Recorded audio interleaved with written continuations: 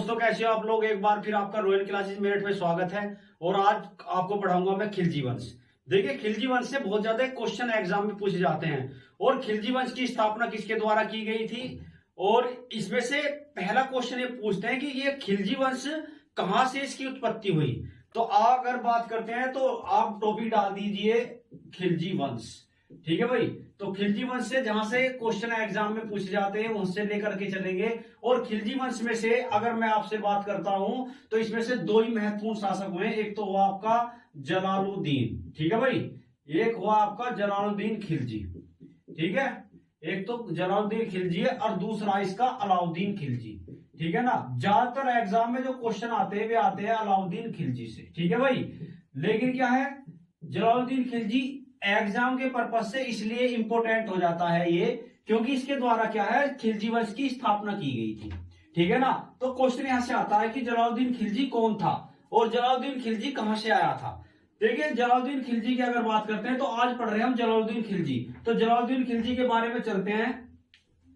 तो आप इसमें से एक चीज आपको बताना चाहता हूं कि जलालुद्दीन खिलजी के बारे में अगर क्वेश्चन आपसे यहां से किस प्रकार से पूछा जाता है तो यहां पर लिखना है जलालुद्दीन खिलजी के द्वारा। अगर बात करते हैं जलालुद्दीन खिलजी, जलालुद्दीन खिलजी के द्वारा क्या की गई थी, ये खिलजी वंश की स्थापना। एक क्वेश्चन तो याद आता, खिलजी वंश की स्थापना की गई। और खिलजी वंश की स्थापना कब की गई भाई, ये की गई 1290 में। 1290 में जलालुद्दीन खिलजी ने खिलजी वंश की स्थापना कर दी 1290 में। और ये कब से कब तक रहा, ये 1290 से 1296 तक रहा। ठीक है भाई, जलालुद्दीन खिलजी। इसके बाद क्या हुआ, जलालुद्दीन खिलजी कौन था, ये कैकू का अगर बात करते हैं तो कैकूबाद ने इसको क्या है, पंजाब में अगर बात करते हैं, एक था पंजाब में समाना, ये समाना का सूबेदार था। कहां का, समाना का सूबेदार था। वहां से इसको बुला लिया और साथ दिल्ली की गद्दी पर इसे बैठा दिया।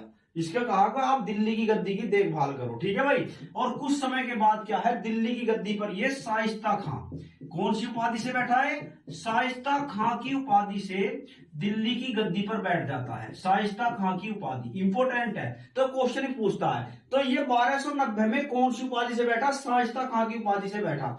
फिर इसके बाद में ये कौन से, इसका जो अभिषेक है अगर बात करते हैं, राज्य अभिषेक कौन से, किले खोरी, एक है दिल्ली में नहीं हुआ, इसका किले खोरी नामक स्थान पर इसका जो राज्य अभिषेक हुआ। और किले खोरी एक महल था जो किसने बनवाया था, कैकूबाद ने बनवाया था। ठीक है भाई। तो 1290 में बैठ जाता है। और इसके बाद में जब ये 1290 में दिल्ली की उस पर क्या है आपका सुल्तान बनता है, किले खोरी में क्या इसका राज्याभिषेक होता है। और एक साल बाद ये दिल्ली में एंट्री करता है। कितने, एक साल बाद, 1290 के बाद 1291 में क्या, एक साल बाद दिल्ली में एंट्री करता है। और एंट्री करने के बाद में जब इसकी उम्र कितनी होती है, 70 वर्ष की होती है। कितनी है, तो ये सबसे बुजुर्ग था। अगर बात करते हैं 70 वर्ष की उम्र में ये सुल्तान बनता है। और ये उदार नीति, ये हिंदुओं के प्रति कौन सी नीति अपनाई थी, इसने उदार नीति अपनाई थी। ठीक है ना। ये प्रजा के हित में कार्य करता था। ठीक है ना। तो इसने कहा कि क्या है, प्रजा के हित में ही जो प्रजा चाहेगी वैसा ही मैं शासन करूंगा। ठीक है भाई। तो ये था आपका जलालुद्दीन खिलजी। अब इसमें से एक क्वेश्चन पूछता है कि सबसे पहले इसने कार्य कौन सा किया, तो इसने ठगी प्रथा, एक था क्वेश्चन आता है कि ठगी प्रथा का जो है दिल्ली, एक ठगी प्रथा कौन से सुल्तान ने ठगी प्रथा का अंत कर दिया। दिल्ली के आसपास के क्षेत्रों में क्या लूटपाट ज्यादा होती थी, और उस लूटपाट को समाप्त करने के लिए क्या है, जलालुद्दीन खिलजी ने एक अभियान चलाया जिसे ठगी प्रथा कहा जाता था, वो समाप्त कर दी। ठीक है भाई। इसके बाद में एक क्वेश्चन ये आता है कि जलालुद्दीन खिलजी के समय में मंगोल ने आक्रमण किया था। किसने, मंगोल आक्रमण हुआ था। एक हुआ था आपका मंगोल आक्रमण। और मंगोल आक्रमण में अगर बात करते हैं तो सबसे ये बड़ा आक्रमण था। तो एक क्वेश्चन आता कि सुल्तान के समय में दिल्ली पर अगर बात करते हैं कि पंजाब एक प्रांत था जो दिल्ली के अधिकार में आता था। और उस टाइम पर सुल्तान कौन था, सुल्तान था आपका कौन, जलालुद्दीन खिलजी। तो उस टाइम पर मंगोल आक्रमण सबसे बड़ा आक्रमण हुआ था। तो एक हुआ था आपका कौन सा, मंगोल आक्रमण। मैं आपसे पूछता हूं, मंगोल आक्रमण जो हुआ था इसमें 1.5 लाख सेना एक साथ आ गई थी। कितनी, 1.5 लाख सेना, 1.5, ठीक है ना, 1.5 लाख जो सेना थी, अगर बात करते हैं 1.5 लाख सेना, 1.5 लाख सेना के साथ मंगोल ने क्या है चढ़ाई कर दी पंजाब पर, और इसको जो है असफल किसने बना दिया? अगर बात करते हैं तो असफल किसने बनाया? असफल जो बनाया था उसका नाम था अलाउद्दीन खिलजी। अब क्या होगी कि अलाउद्दीन खिलजी क्या लगता था भाई जलालुद्दीन खिलजी का? अलाउद्दीन खिलजी जलालुद्दीन खिलजी का दामाद, क्या था? दामाद और भतीजा दोनों था, क्योंकि इसने जो है जलालुद्दीन खिलजी ने इससे अपनी लड़की की शादी कर दी, तो दामाद तो इसलिए हुआ, भतीजा इसलिए हुआ क्योंकि इसके भाई का लड़का था। और ये एक सेनापति के रूप में भी कार्य कर रहा था, सेनापति के रूप में भी कार्य कर रहा था जलालुद्दीन के समय में। अब क्या हुआ, अलाउद्दीन खिलजी ने क्या हुआ, देवगिरी पर आक्रमण कर दिया, देवगिरी पर आक्रमण किया। और देवगिरी की जो स्थिति अगर बात करते हैं तो इसकी स्थिति दक्षिण भारत में पाई जाती है। और एक क्वेश्चन ऐसे आता है कि दक्षिण भारत में सबसे पहले आक्रमण किस सुल्तान के द्वारा किया गया?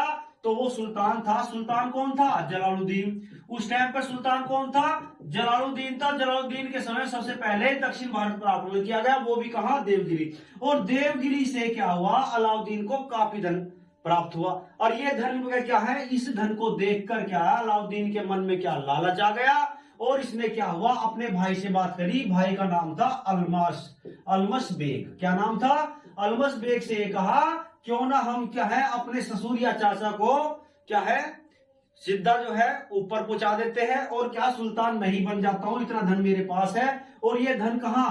तो इन्होंने आपस में बात करके क्या हुआ, ये जो है जलालुद्दीन खिलजी को कहां बुला लिया? जलालुद्दीन खिलजी से क्या हुआ, इसके भाई ने कहा कि ऐसे ऐसे क्या है, आपसे अलाउद्दीन खिलजी कुछ बात करना चाहता है कड़ा मानिकपुर में। कहां पर इसको बुलाया? कहां पे? जलालुद्दीन खिलजी को बुला लिया कड़ा मानिकपुर में। और कड़ा मानिकपुर की स्थिति पाई जाती है इलाहाबाद में। कहां पे? इलाहाबाद में पाई जाती है। तो इलाहाबाद के पास कहां पर? यमुना है। अगर बात करता हूं तो इलाहाबाद की स्थिति पाई जाती है यमुना के किनारे। मेरी बात समझ रहे हो?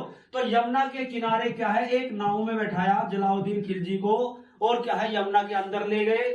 और उसके बाद में क्या, बात करते करते क्या है, इसकी जो है गर्दन धड़ से अलग कर दी, ठीक है ना। और जैसी क्या है अलग हुई, वैसे क्या इसकी हत्या कर दी गई। किसकी? जलालुद्दीन खिलजी की। और जलालुद्दीन खिलजी की हत्या करने के बाद दिल्ली की गद्दी पर अलाउद्दीन खिलजी का अधिकार हो गया।